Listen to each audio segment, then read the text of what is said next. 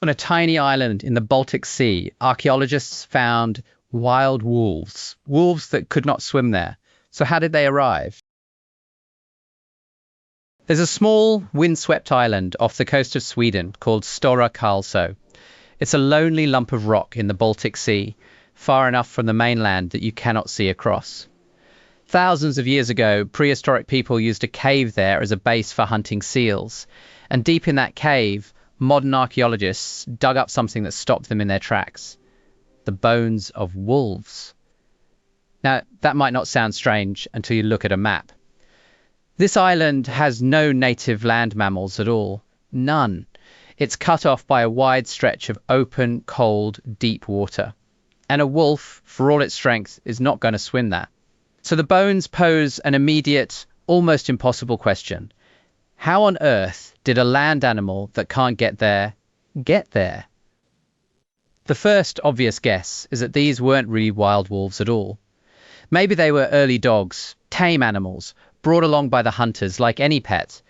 It's a tidy answer. But when scientists sequenced the ancient DNA from the bones, that answer fell apart. These were true grey wolves, genetically wild, with no detectable dog ancestry whatsoever. Not pets, not dogs, wolves. This came from a serious piece of work published in 2025 by teams from the Crick Institute in London and universities in Stockholm, Aberdeen and East Anglia. They dated the remains to somewhere between 3,000 and 5,000 years old, stretching from the late Stone Age into the Bronze Age. So this wasn't a one-off accident. Wolves were turning up on this unreachable island across a long span of time. Which leaves only one real explanation, and it's a striking one. People carried them there, almost certainly by boat. Picture that for a second. Stone Age humans capturing wild wolves on the mainland and then loading them, alive or dead, into a small wooden boat and rowing them across open sea to an island. That is not a casual thing to do. It's deliberate, difficult, and slightly mad. But the strangest clue was still hiding inside the bones. When scientists analyzed the chemistry of the wolves' skeletons, the signature of what they'd eaten in life, they found something remarkable. These wolves had been living on a marine diet: seal and fish, the very same food the human seal hunters on that island were eating. Inland wolves eat deer and elk. These wolves were eating the sea, which means they weren't just dumped there, someone was feeding them. And this is where it gets genuinely mind-bending. We all know the story of the wolf. Wolf comes in from the cold, scavenges around human camps, slowly softens over generations, and becomes the dog. It's one of the great partnerships in history. But these Baltic wolves are not part of that story. They stayed genetically wild. They never became dogs. And yet humans were capturing them, transporting them across water, and feeding them by hand. To see how odd that is, line it up. Dogs had already been around for a very long time by then. The oldest dog we all agree on, found buried gently alongside two people in Germany, is around 14 to 15,000 years old. Full domestication of wolves into dogs is thought to have started somewhere between 15 and 40,000 years ago. So by the time of these island wolves, humans had had loyal dogs for thousands of years already. They didn't need to tame a wolf. And yet, with these particular animals, they were doing something else entirely. So the obvious question becomes, why? And this is the honest, thrilling part. We don't know.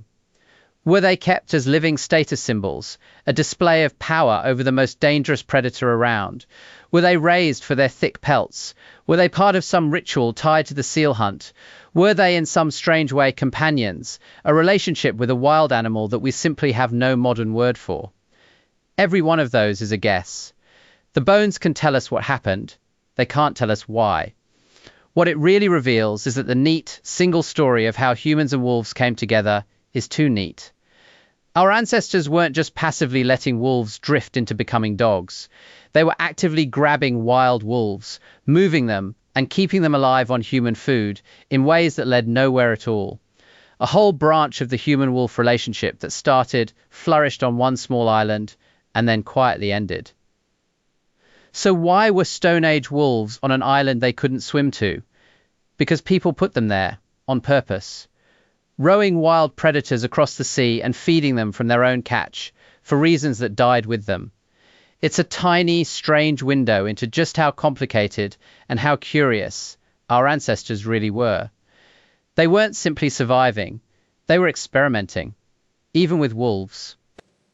So no, the wolves didn't swim. Someone rowed them out there and fed them fish, and we will probably never know why. That's one small island giving up a very big secret. There are hundreds more of these little mysteries hiding in the most ordinary corners of the world, and we're working through every single one. Next time we head out to sea to ask how a humpback whale crosses an entire ocean in an almost perfectly straight line without ever getting lost. Same channel, same little man, keeping his distance from the wolves.